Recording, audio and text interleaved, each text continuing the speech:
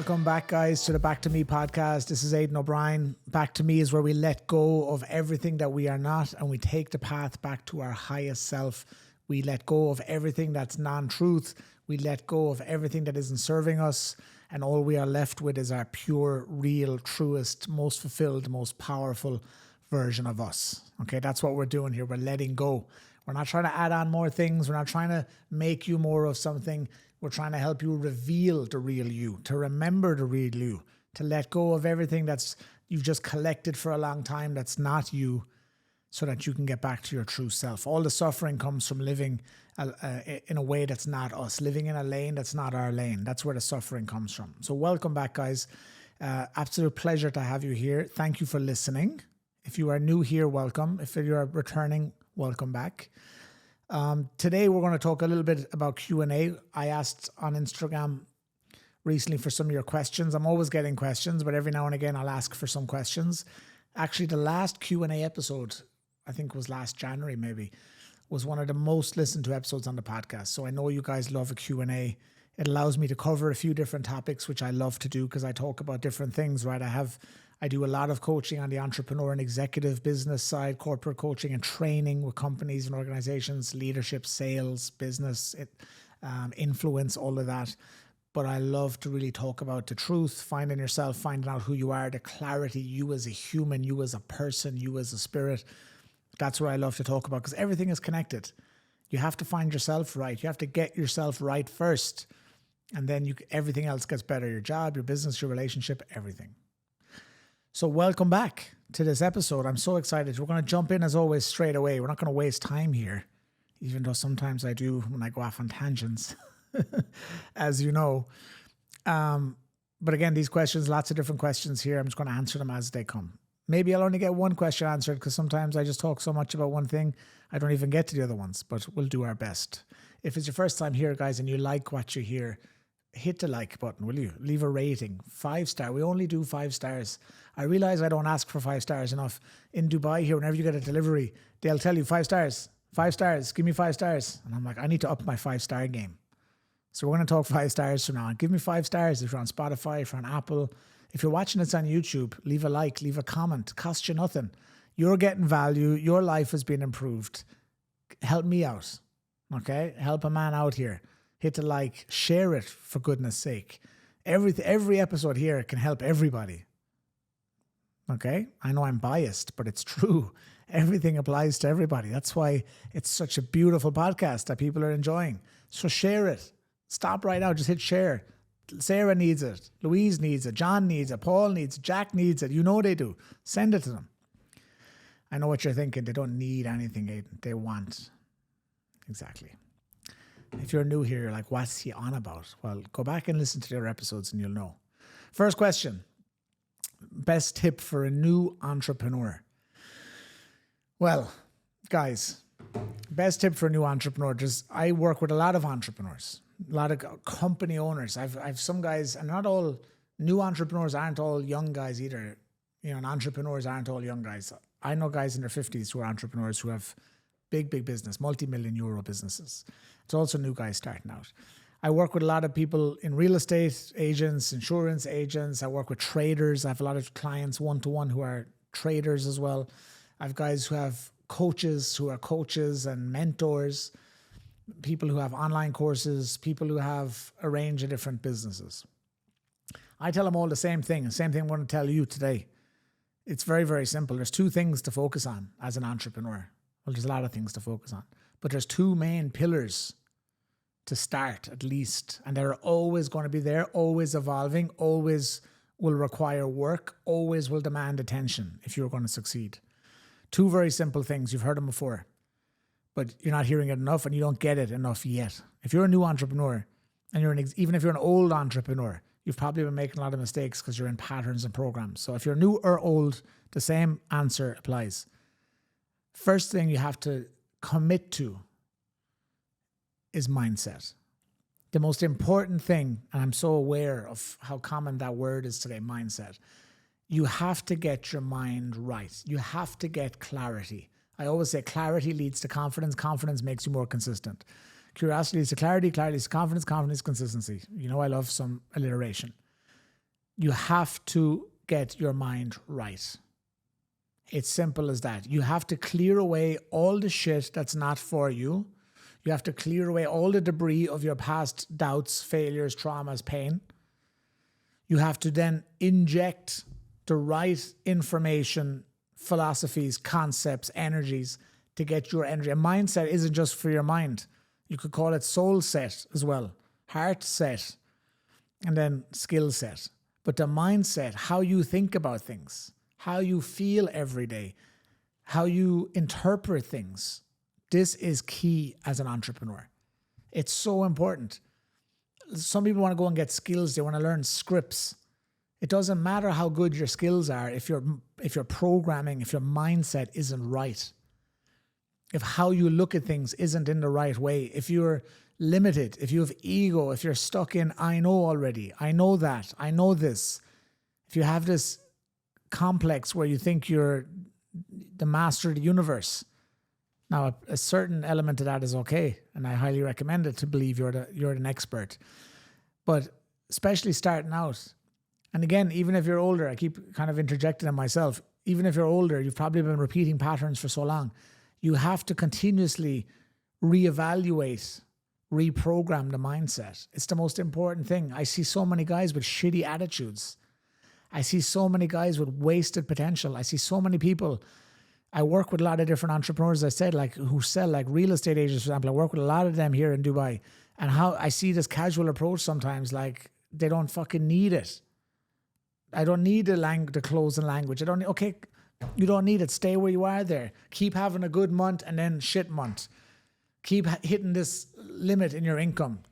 Keep restricting yourself. Keep having the same mistakes, same frustrations, same cycles if you want. Okay, I know I became an entrepreneur in 2010. I went through left, right, up, down, inside out, whirlwind, all different types, everything I'd say I faced at different levels and different stages. An attitude of I don't need to work on my mindset. I don't need to work on the skills. I don't need to do this. Okay, best of luck. You have to work on things. You have to get your mind right. You have to understand why you think the way you do, why you feel the way you do. Because before actions come feelings. If you don't feel good, you won't do good. If you don't feel like making a sales call as an entrepreneur, you're not going to make a sales call. If you don't feel like following up, you're not going to follow up. How do I know? Because for years, at different times, I didn't follow up. Even now, just times I won't follow up. I won't do what I have to because I don't feel like it. Right? But then I have the awareness to say, okay, that's just my feeling. I need to change my feeling. I cannot wait until I feel like it to do something. A leader, a high performer, an entrepreneur, a visionary is someone who doesn't wait till they feel like it. They create the circumstance. They create the energy. They put themselves in the position to succeed. That's what they do. But the only way you can do that is if you have the right mindset, the right attitude, the right philosophies. It doesn't matter how good the script is. It doesn't matter. It doesn't matter how good the product is, how good your service is. If you're an asshole, you have no chance. You have to get the energy right. You have to get your mind right. You have to have a mentality to be humble, to be open, to learn. You have to be willing to be a student of yourself, which I always talk about. Being a student of yourself will allow you to tap into things they're unknowns. You didn't even know they were there. Gifts you have, skills you have, abilities you have. You have to be a student of yourself. That's all around your mindset as an entrepreneur. That's the number one tip for an entrepreneur. Mindset. Part 2, skills. You have to level up the skills. You have to be a better speaker. You have to learn how to communicate so you can negotiate. You have to be able to influence. Everything you want other people have. You want to make a sale, you have to influence a client. You want a new girlfriend or boyfriend, you got to influence the person, your partner, potential partner. Everything you want other people have. You want to get a promotion, you have to influence your boss. Okay, you want to collaborate in something, you have to be able to build a relationship to have a strategic partnership. Everything you want to do is going to require other people when it comes to being an entrepreneur in business. You want to scale your business, grow your business, you have to reach more people, which means you can't limit yourself to influence people who are just like you. Another part of the issue with a lot of entrepreneurs, They're so overconfident because they think, oh, I can influence, I can sell to them. Well, them is just one little piece of the pie. Do you want real freedom? You want to be able to sell to everyone. You want to be able to bring your service, product, vision to the world. That means you have to be humble enough to learn what floats other people's boat. Okay, how do I influence other people? What do they like? How can I communicate with them? How should I sit down with them versus them? You know, I've worked with students and billionaires, and I can make them both feel at home. You know, the biggest compliment I ever got was speaking at an event. It was actually January of this year. And the guy came up to me and he said, you know, we have corporate executives here. We have people who are entrepreneurs. We have business owners. We have independent freelancers. We have people who lived on the street. We have people who are wealthy backgrounds. He said, you made them feel like you lived all of their lives. He said, you make them all feel like they're your friend. You make them all feel like you've been where they are. And the truth is, in some fashion or way, I've been there. I've experienced what they've been through. I've communicated. I'm always saying to people, you have to gather from life. You have to take from life.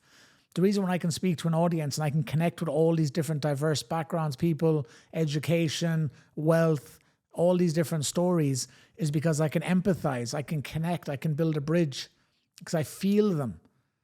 Now, that's always been what I've been good at, connecting with people, feeling people, but I've honed that. I've mastered that over years and years and years of being an entrepreneur, being a coach, simply being a person who's interested in other people. Like, it's no good being able to influence people who are like you. Just if you're a lad who likes to go out and have a few drinks and watch the match, and you can influence other lads who like to drink and watch the match, great. If that's your niche and you want to stay there forever, fantastic. But if you want to expand, if you want to scale, if you want to be a person of value, if you want to contribute to the world, you have to learn skills that are going to make you more valuable. You have to learn emotional intelligence. You have to learn how to read people. You have to learn how to use language to finesse people, to move people in the right direction, not manipulate. Okay, everything is done with integrity. Everything has to be done with the highest level of integrity and truth and trust. Otherwise, it's not worth the shit. It's not worth it to get the result and feel bad. You can't outdo a bad deal. You can't heal a feeling of doing something wrong. It's going to stick with you forever. If you do a bad deal and you do someone wrong, you can't buy enough things to get rid of that feeling. You'll just be in denial. And you might think, oh, well, they can. You can't. You don't know if someone's suffering. So you might know someone who's an asshole and rich. You don't know what they're feeling at home. You don't know if they're lonely, which they probably are, or if they're miserable, or if they're suffering, or they're having problems in a relationship. You don't know. Or they can't sleep at night, or if they're anxious or depressed, or they're on drugs. You don't know. You just think, wow, they're successful and rich. I see it on Instagram, but they're an asshole. You have to work on yourself, who you are. I say this to guys all the time. I said it to a client this week. It's not about what you get, it's about who you become. Jim Rohn, my spirit animal, my mentor, said that. I learned that early on in my career. It's about who you become, and I've seen that. It's so true. Because I have clients now who are really making a lot of money. Some young guys who are now making big money, like, yeah, I fucking still feel the same. I still have to wake up in the morning. I still have to be with my girlfriend or my wife or my husband. I still have to be with my kids. I still have to look in the mirror. I still have to put on my clothes and feel good. I still have to enjoy my life. The money's not going to get you there, guys. It's to work on yourself. It's being a student of yourself. I have an episode, it should be out, but just before this one, on self-exploration. Go watch that episode now. That's the first tip of an entrepreneur. Save yourself years of pain. Save yourself time, money, and energy. Find out who you are. Get your mindset and find out, who do I want to be? What kind of life do I want to live? Then, okay, now I want to learn the skills to make me sharper. I want to learn how to be a leader. I want to learn how to speak well. I want to learn how to sell well. I want to learn language. Like, to me, they're the most important skills in the world. Communication and influence is key to everything. Life is just easier, guys, when you can speak well. Everything is better. From going into a restaurant, from the table you get, from how you board an airplane, everything is better when you can speak well. It's the most important skill. There's different things you have to execute then, like scheduling, like prioritizing, different things. But the key components of any business, of obviously selling, without sales, you've nothing. It's priority. It should be priority. But even within the company, within your brand, your business, your company, your job, collaboration, creativity. How do I work with others? How do I communicate in the team?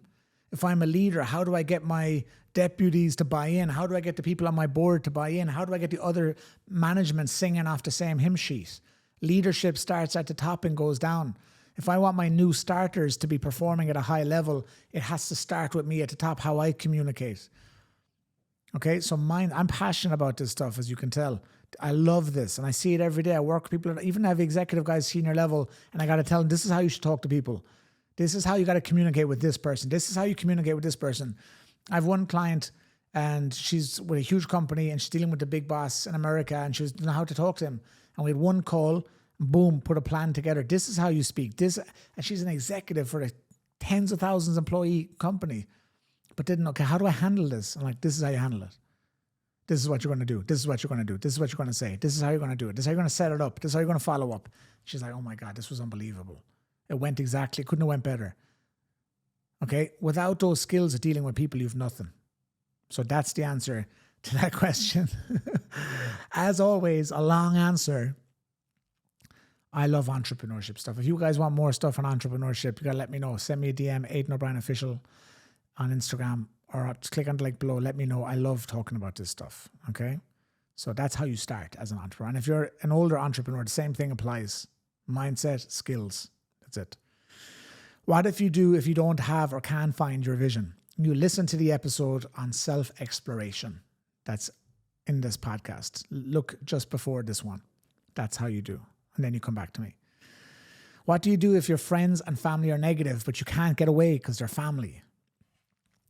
Again, everything comes back. A lot of you guys, this is going to be the same answer all the time. Being a student of yourself, going back to who you are, going back to finding out what's your truth, what's for you.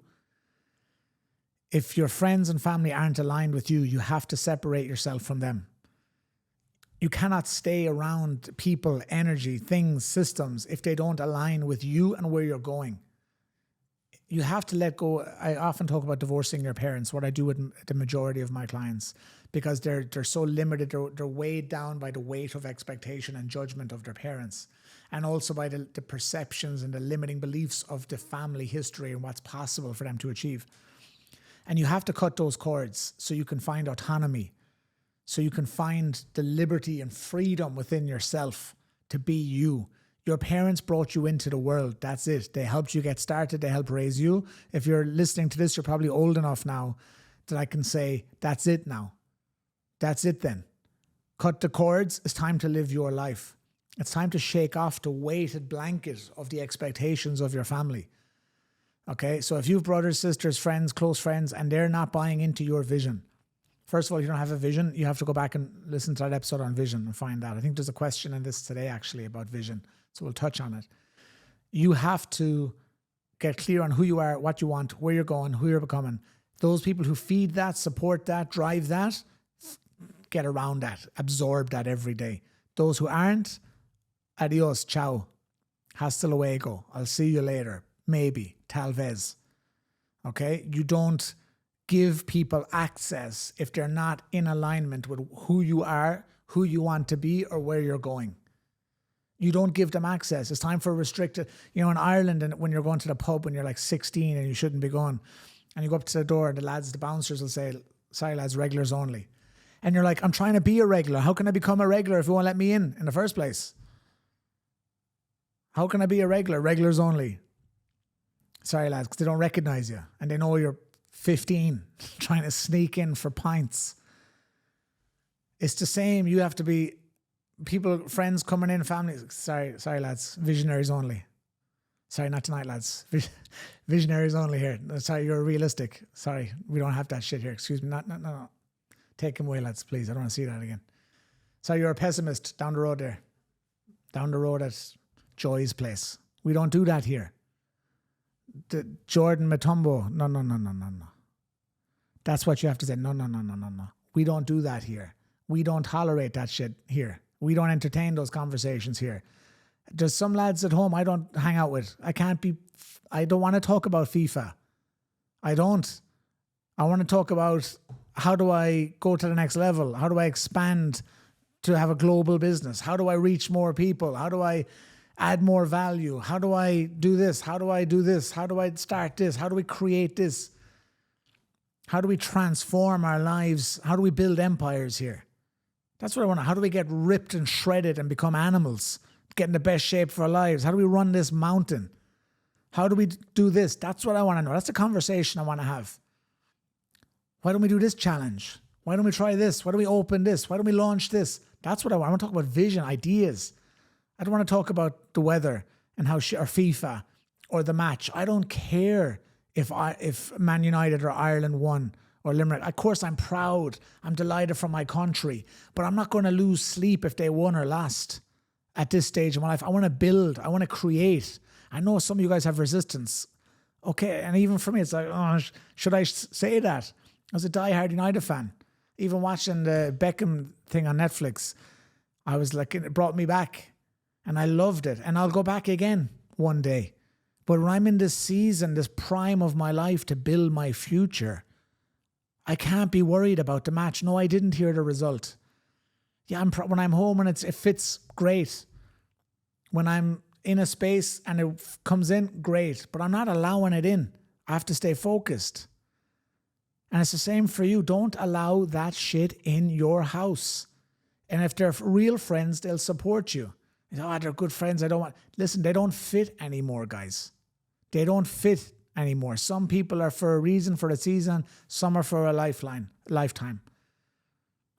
Okay, you have to let go. Let it go. Let it go. Simple as short answer. I'm strong on that. Because how bad do you want it?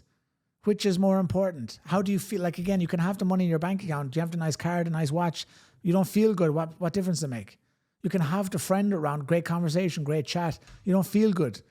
Before you meet them, you're like, afterwards, you're like, next morning, you're like, oh, fucking hell, what do you want to feel like that? How do you want to feel? That's the mission. When you get, how do I want to feel? You get clarity, you get alignment, you receive. Then your real friends will show up and they'll be there. Family will be there. The ones who love you will be there. To this day, if I remember talking to home and I tell my mother, she says, ask me loads of questions. Mothers will always worry. And I say, I'm going to do something mad, whatever it is. Of course she'll say, I don't know. Because you know what's best. I support you. We love you. That's what it's about. If you're not getting, we support, they can have their concerns. They can share it. Everyone can. But ultimately, when they say, we support you, we love you, they're the people you want. Thank you. That's it. If they don't say that, let go of the guilt. Get a giant scissors and cut that guilt away. Boom. Now, when are you getting married? That's a great question for the podcast. Marriage. It's an adventure planning a wedding, I can tell you. Okay. If you don't have a vision, can't find your vision. Did I answer that already? I think I did. Go to the exploration episode. How to create better habits. You know, guys, I'm not a huge believer in discipline and habits. I don't like it. I don't want to have discipline for my whole life and be regimented and to have this drudgery to force myself through life. I want awareness. Awareness is key. When you are fully aware, you don't need discipline. When you are fully aware, you make choices from clarity, from truth, from your power. You want awareness. For sure, you create repetition so that you can technically say that could be a habit. That's fine. But I don't want you to have to go out and say, I have to create a new habit. No, I want to choose from my highest good and my greatest joy. I want to choose from that place. I want to choose from clarity. Because then I'm aware. When I'm aware, I choose because it's from my highest good or it's not. It makes me feel good or it doesn't. I don't care about anything else. Okay? So don't try to have more discipline. Become more aware. I have clients every day telling me, wow, it feels so good. I'm just more aware. I don't have to try. Like I said in the last episode, it's not about a habit. It's about a way of life. Write that down. It's a way of life is very different than a habit. Which would you rather have? A way of life or a habit? I'd rather a way of life, a way of living. Okay, so don't worry about discipline and habits. Get the awareness. You can use the habits for a while, but eventually you have to draw a line and say, I just want to be aware. I just want to trust myself enough to choose for my highest good. I just want to trust myself enough to choose for my highest good. That's it. Trust yourself. That's all you need to do. And again, repetition is key. Like, but it's from awareness. To me, it's different. Like I like the word ritual more than I like the word routine, because words have weight. And for me, I've talked about this before, I don't want a routine. I like I'll have a morning ritual. I'll have a nighttime ritual.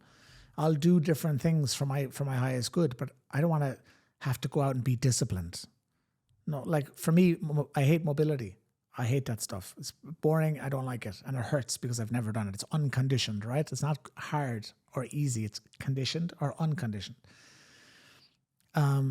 So for me, with the mobility, I'm aware that I want to feel looser. I want to feel less stiffness, tightness, pain. I want to train harder, faster, for longer. So if I'm choosing a mobility, I can choose from that clarity, from that truth. I don't want to have discipline to do mobility without knowing why I'm doing it. You need discipline when you don't know why you're bloody doing something, when you're trying to do it because you think it's the right thing to do. Next question. When are you running your next race? Well, I've just had another treatment. Finally, we're addressing the hip. For the last 9 months, the problem was I got an MRI on my back and it showed lots of issues with my back, which I knew I had. I knew I had bulging discs and everything, but I have 2 bulging discs. I have an annular tear of tears in the disc. I have a facet joint issue. I have spondylosis, which is a bit stiff. I have nerve compression, root nerve compression, all these different things, which is fantastic, right? But the issue with my hip, for sure there's issues with my back. But when I got that MRI, everyone's eyes went all to the back. And I was like, 6 months later, I was like, my hip is still fucked. Excuse my language. I cannot walk. I'm in pain every day for 8 months. I said the hip.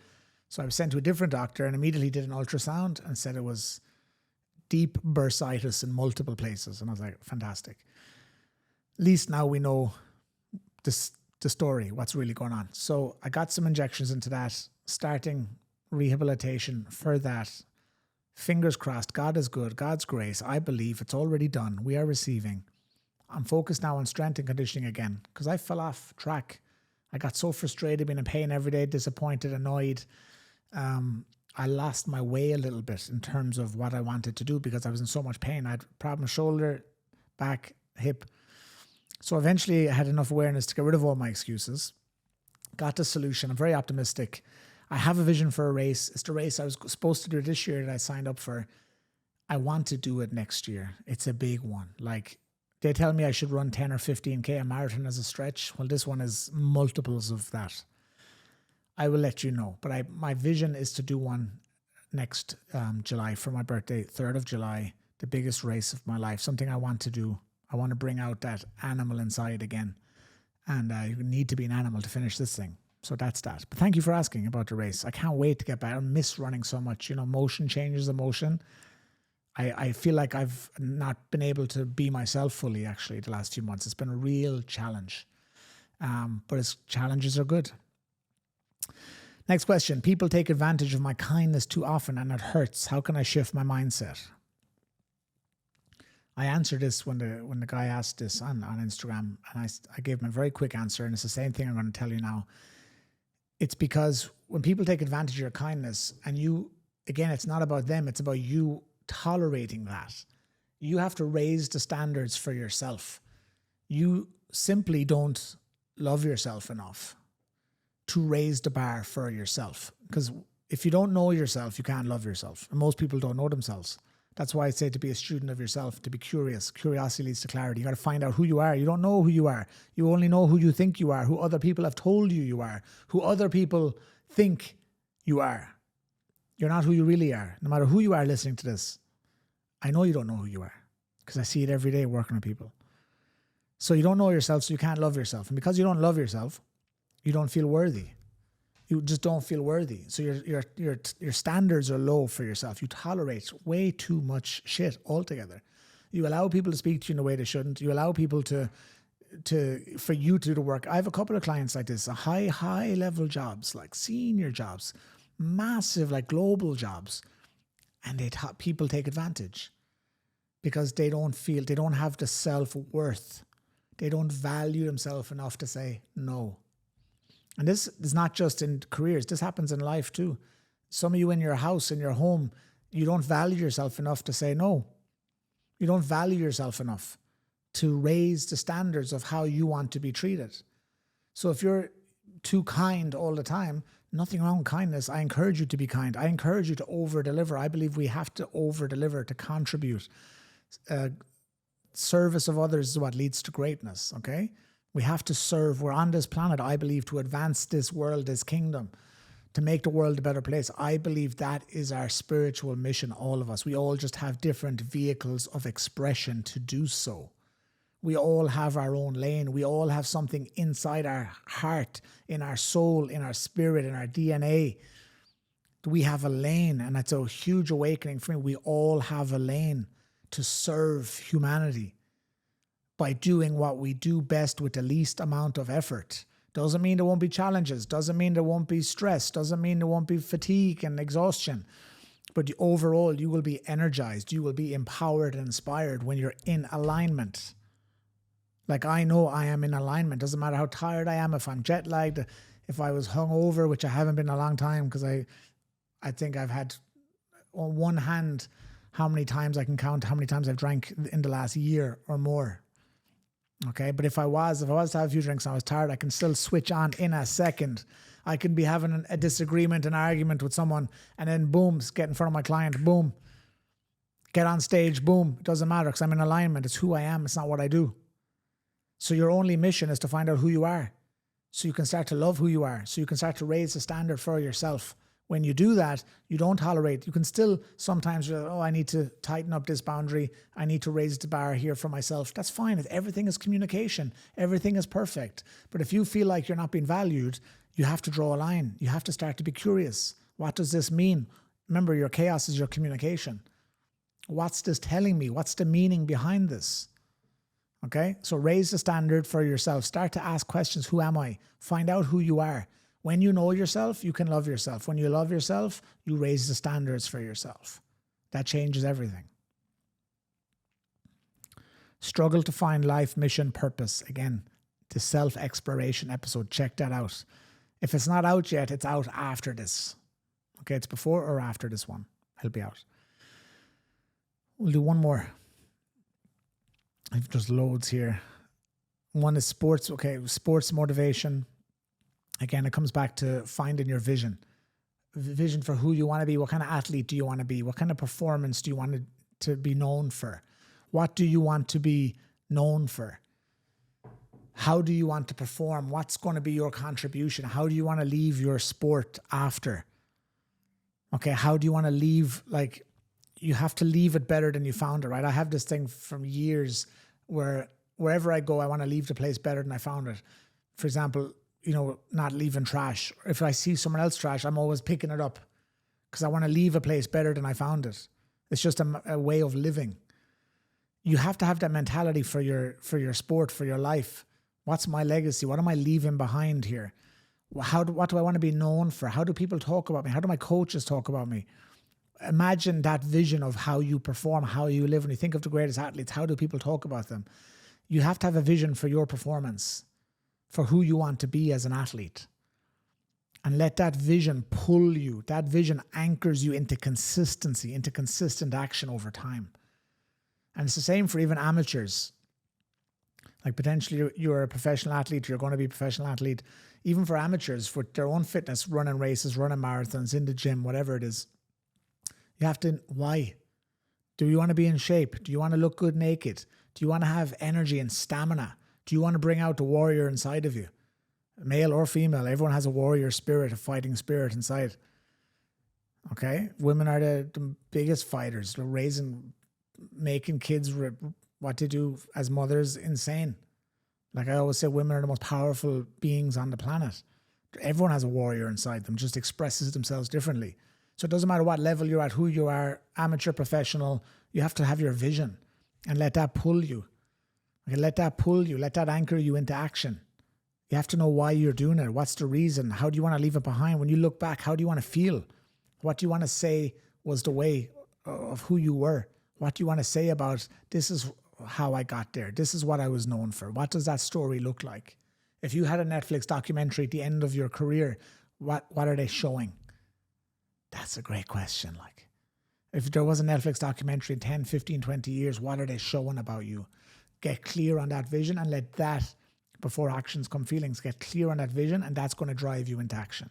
You're going to act from that place, from that vision. That's going to change the game. Okay, and then just take action. Don't think it, do it. You have to commit for sport. You have to go all in. You have to be obsessed. It's an unsociable level of activity. You have to be obsessed to get great, to be amazing at whatever you're doing. Okay, really last one here. A lot of stuff on relationships here, guys. Relationships are just a mirror. They're not, the trauma isn't a relationship typically. It's that the relationship brings out the trauma.